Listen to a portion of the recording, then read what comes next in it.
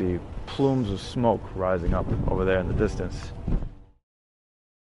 On October 7th, Israel was attacked by Hamas in a series of brutal attacks that killed many innocent people, and they took many as hostages. In retaliation, Israel began their own offensive in Gaza, attacking Hamas, but also killing many civilians in the crossfire. As of the making of this video, the entire Gaza border was off limits to the public, except for one place, Sderot, the biggest and closest town to Gaza. But it was now almost completely evacuated.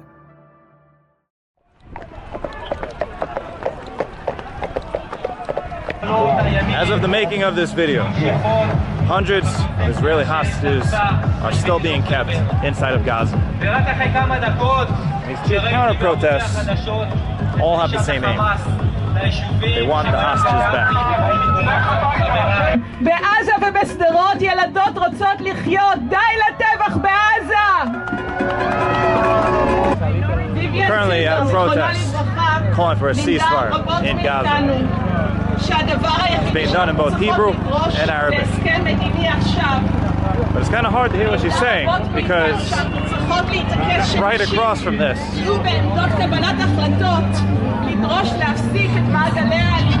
is an anti-ceasefire protest. I just arrived here. Can you tell me, like, what's the point of the protest? There's a war now between Israel and Gaza. Okay. We're against the war. You're against the war. Do you want a ceasefire or no war at all? Okay. Apparently, the man speaking right now lost both of his parents on the October 7th attack, but he still supports a ceasefire.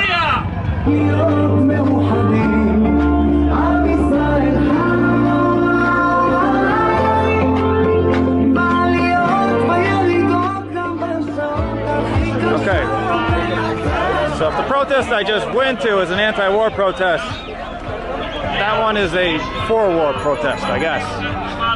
Or at least, don't stop the war protest. What is this protest about?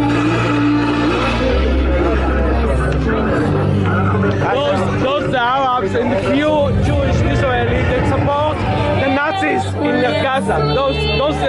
This group, yes, this group.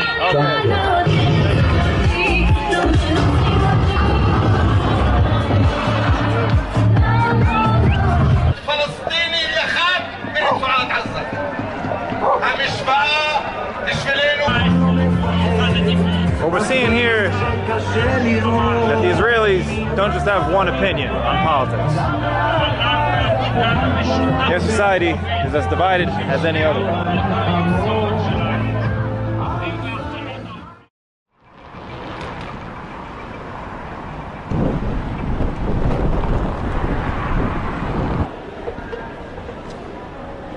Good morning from Jerusalem.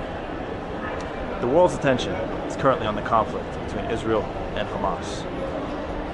Today, I plan to go to the border with Gaza and visit some of the communities that were attacked on October 7th. It's a bit dangerous, and not gonna lie, I'm a little bit nervous. But all I can do, as always, is take my camera and film what I see. Let's go. Yalla.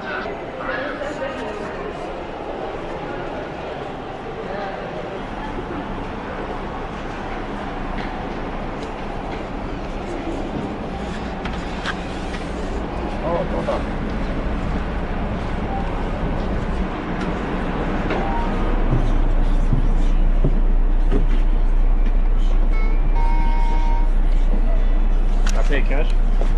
I go to Bear Shavak. I pay cash. Credit card, okay? I don't have enough credit. Is it possible for you to pay twice? I give you money? Yes. Thank you.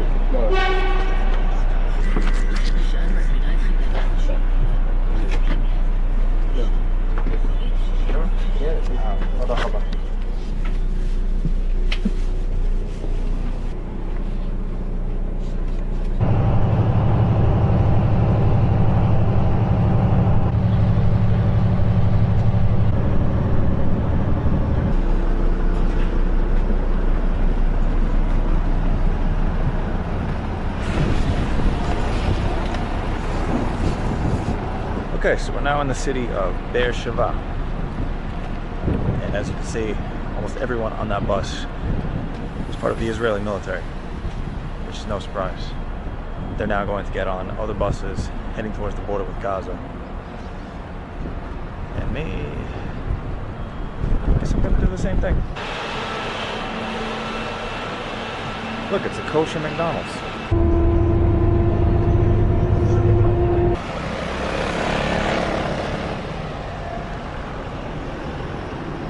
I just arrived in the town of Sderot.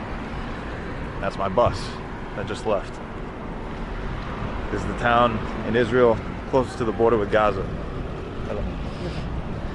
And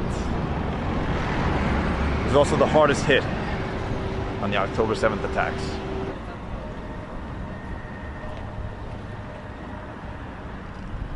It's a very surreal place to be. Most of the people I see walking around are IDF soldiers.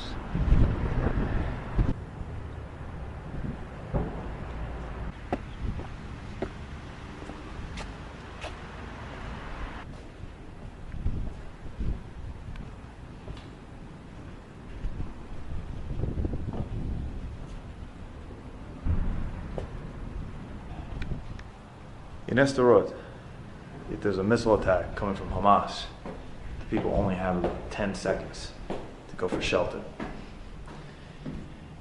Most of the older buildings in Israel, shelter would be hiding under a set of stairs. So something like right here would be considered adequate shelter. Newer buildings, which I'm not sure if they have here, but in Tel Aviv, buildings actually have to have a designated bomb shelter room in every apartment.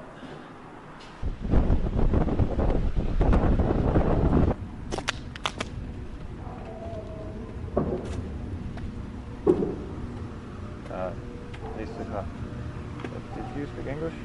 סיגריה? אנגלית? לא, אתה רוצה סיגריה? מדבר אנגלית? No, okay. No, it's okay. Just question. Thank you. Good luck.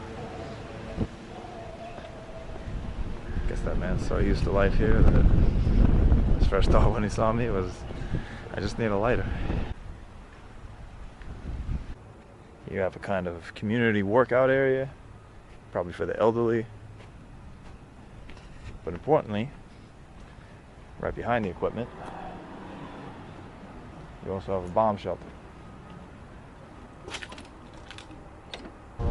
All throughout Sderot, and in fact all throughout Israel, you have designated bomb shelters.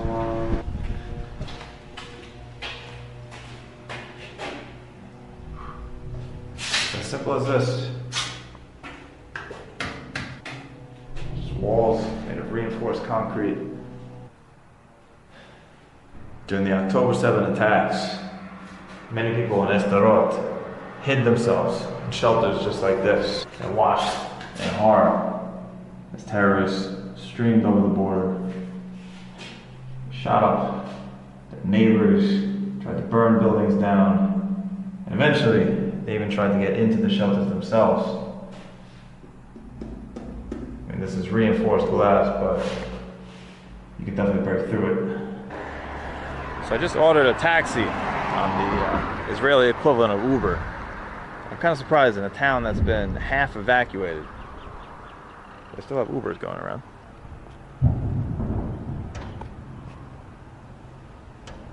Just standing here on the street, you just hear the constant sound of bombardments, shooting.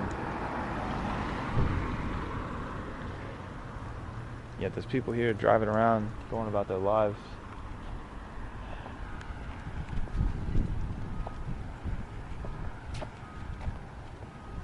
All of the destruction is occurring over the border in Gaza. Hello, yeah, אני תמי. אפשר לא צריך לבוא. אבל למרות שזה יעשה זמזום. לא. You speak English? No. No. פנה שמאלה אל יהדות איטליה. מאחורה, לא צריך לצאת 200 אחורה. מטרים. אנחנו בתוך בכיכר הזדהות פנה לצאת שמאלה אחורה. אל יצחק שמיר. ואז בכיכר, המשך ישר. אוקיי. Okay. בסדר? Yeah.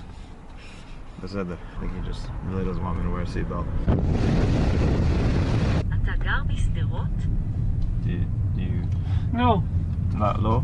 No. Okay. Where? Where? גדרה. Idera. למה הגעת לשדרות? בעוד 100 מטרים. בכיכר, פני ימינה אל... עם עורכת דין מתל אביב. שדרות, פגישה. לוקח אותם חזרה לתל אביב. You live Tel Aviv? Yes. זה מפחיד להיות כאן. כן, yes. Okay. כן. Yeah, like I hear it, yeah.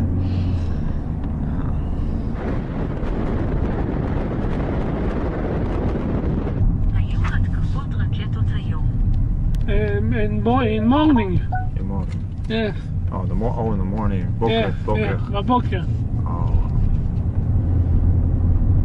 One time. It is okay. Okay. I can walk here? Yes. Okay. Okay. Is there a shelter? Yes. I don't know. אבל זה פה. Hold on. Thank you. Yeah. ביי ביי. Bye-bye.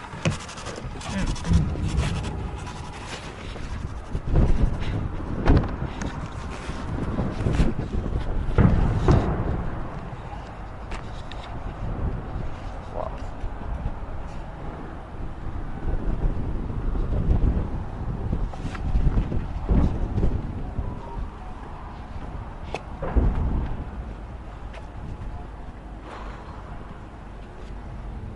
Smell the smoke in the air. Why am I doing this? You can see plumes of smoke rising up over there in the distance. The IDF is most likely dropping bombs on Gaza right now.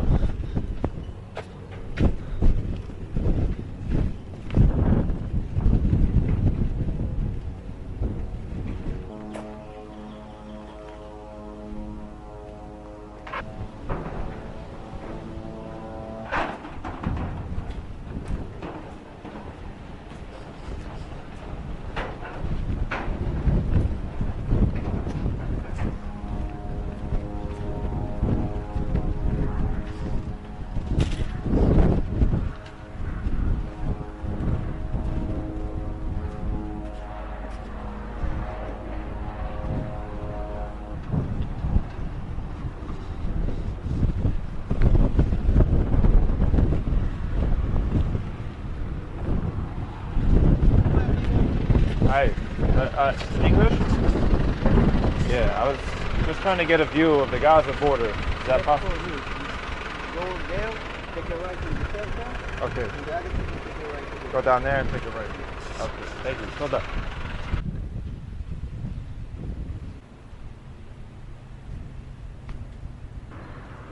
These are the homes in Sderot that are closest to the border with Gaza. These are the ones that were first attacked. And these are the ones that were evacuated.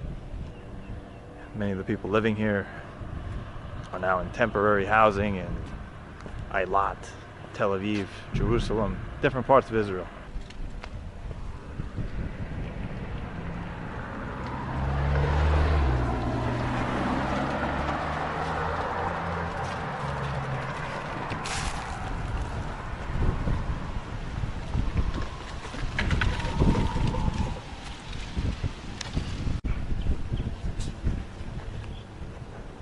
You don't see almost anyone around here except for what I presume to be Israeli soldiers.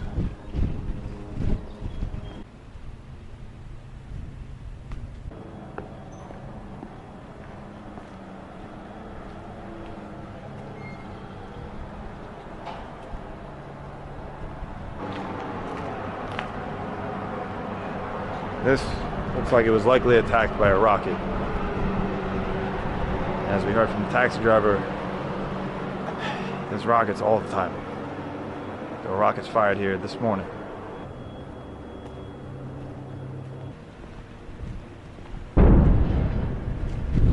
Jesus Christ, that sounded really close. Some of these things I'm seeing here are Slightly disturbing. Why are those shoes and boots just lying there?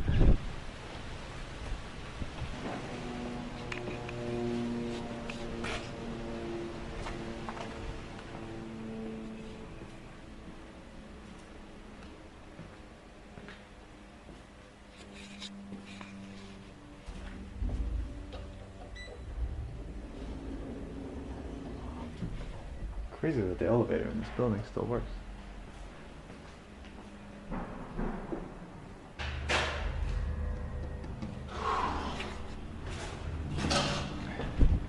So on this shelter, you can see how the terrorists that came here on October 7th tried to break through the glass right here.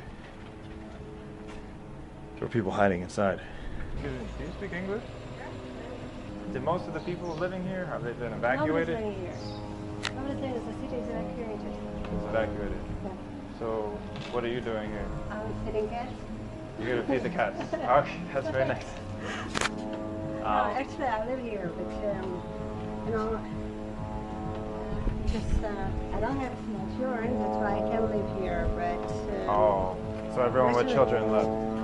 Everyone left. No, the city is empty actually. I've seen like some old people walking Some around. old people, yeah, some old people, but you know, some see, you see a lot of this. Oh, he's got like a baby. And now it's sitting here, and since I have to work, Yeah. I work in Ofakim. Okay. That's why I returned from evacuation to Sderot. Okay. But you know, and I'm here, and then in Beersheba, because it's, you know, it's scary here at night. Yeah, Nobody's yeah. here, and I cannot stay here alone. Yeah. I've heard this like the whole There are time. also alarms, and actually I get used You got used to it. to all of That's the weirdest thing, I guess. Get used to rocking things. the reality.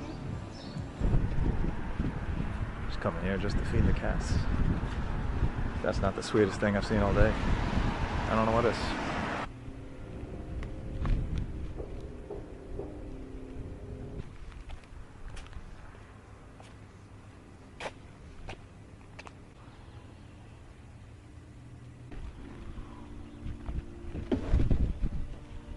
Not too long ago, just over a month, there would have been Israeli children playing here, their moms, their families. Would have been a typical Monday afternoon. And just the same, over there in the distance, over the border with Gaza, the Palestinian children, they were doing the same thing.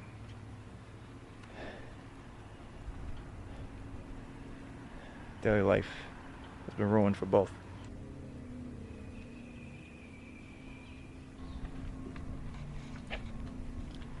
You know, when I was a kid, I had this naive thought that with modern technology, with video games, with the internet, with all these new things, with people just, you know, entering the modern world, I just thought we wouldn't have wars anymore, you know? I thought we'd all be playing like Grand Theft Auto or something. It's crazy that this kind of stuff is still going on, and very sad. Unfortunately, war never changes.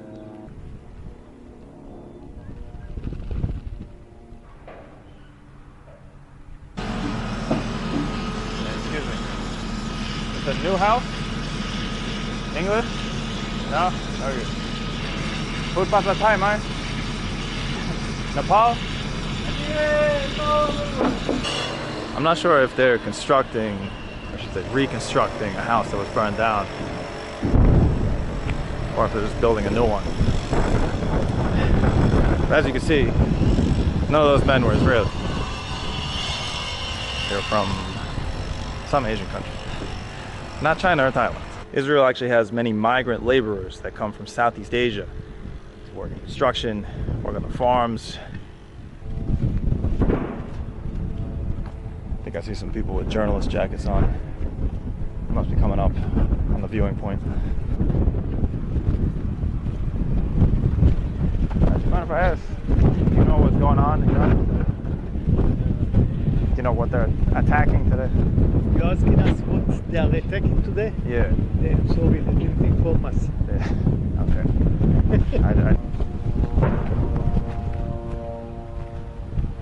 So actually, I think you can look at it. Eu só quer ver o que é que a gente there we go. Just see IDF trucks going down this highway right here. Closest road to Gaza.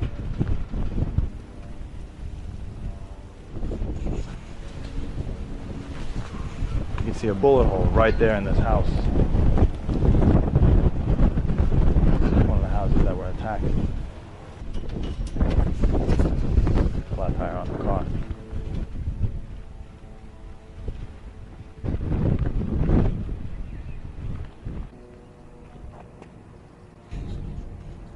Weird to see all these campaign posters for politicians trying to get the votes from people that aren't here anymore.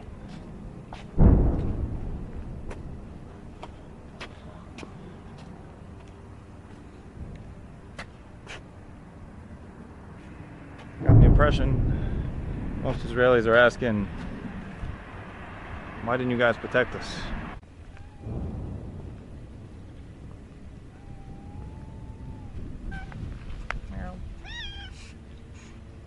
You alright? Where's your family?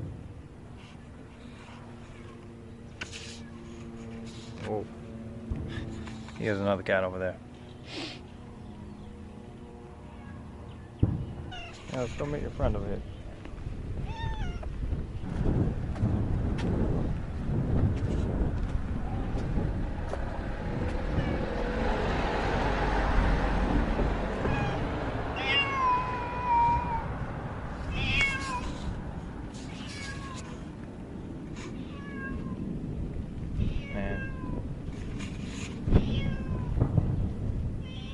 I'm just imagining like these cats be like some family's cats and now they're stray cats.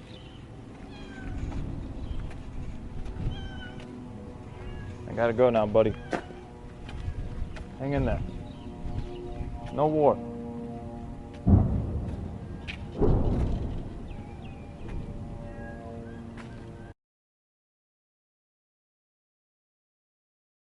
Yeah, I saw the bullet holes in some of the houses. A lot.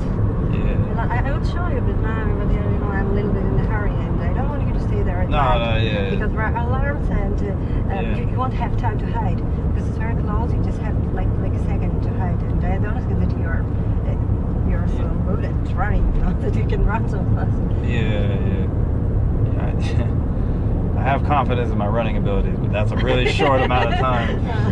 This time. It has been like tough for you mentally. Really, yes, much. You cannot understand this. You cannot realize what has happened. Just like what they did here. It was so terrible. Yeah. Just came and started killing everything. Everything was moved. All my neighbors forgot to close the door. They didn't close the door to their friends. They just left. You guys are like very brave to like live in this country because like there's always so much stuff going on. I'm from Ukraine. Are you from Ukraine originally? Just bad luck. That's wild. Don't invite me to the United States. Yeah. That's when World War III will start. When you're moving and not to Bersha or even from Tel Aviv, from here or from the other side, you can ask people, I think, that can help you. Okay. Okay, so have a good day. Yeah, so thank you. Okay. What is your name? Anna. Anna, thank you, Anna. I ran into Anna again. Okay, take care. Good luck. There was basically no taxis or buses like going to or out of Sderot at this hour. And the only person I found going out was Anna, the lady feeding the cats from before. What a coincidence. She offered me a ride to the nearest town that's still populated. I forgot what this is called. Do you know where I can find buses to Tel Aviv? Okay, thank you. Where do you need to go to Tel Aviv? Tel Aviv, yeah.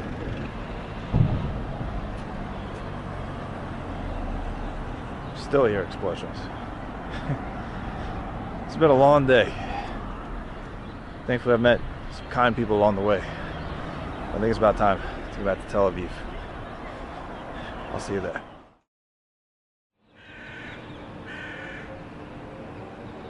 Hamas are saying just in the past few hours that the pause will begin at 10 a.m. tomorrow. The Israeli government keeping... So yeah, as you just heard, apparently a ceasefire was just agreed upon between Hamas and Israel.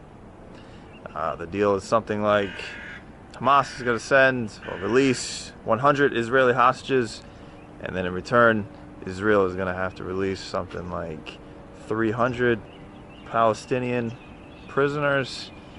I'm not sure what kind of prisoners they are. And then they're going to have a ceasefire for like 4 days. So, yeah. Temporary peace, I guess. Man, I wish there was some easy solution to all this. But, you know, as we all know, this conflict has been going on for generations. It's the most unsolvable conflict in the entire world. But it sucks. You know, on this trip, I traveled all over both Israel and Palestine. And, you know, having seen them both now, having being treated to just, you know, really kind hospitality in both places. Numerous times. Even at times that I didn't film, you know. It's just, it sucks. It's like watching two of your friends fighting, you know. You care about both of them, but they want to kill each other. I don't know what the answer is. All I know is I have a flight to catch. Today's my last day. I'm flying back to New York City. It's been a while. When things really do calm down, and not just for like a temporary ceasefire, I would love to come back here, travel around more. There's so much to see in this area. So many historical cities, so many different groups. You got Bedouins, Druze. There's a lot going on in this place. I feel like there's much more I could explore.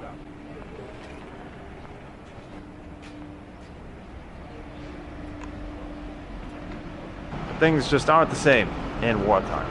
So maybe we'll come back next year. So until then, Shufak Ba'din, Litrot. I'll see you next time.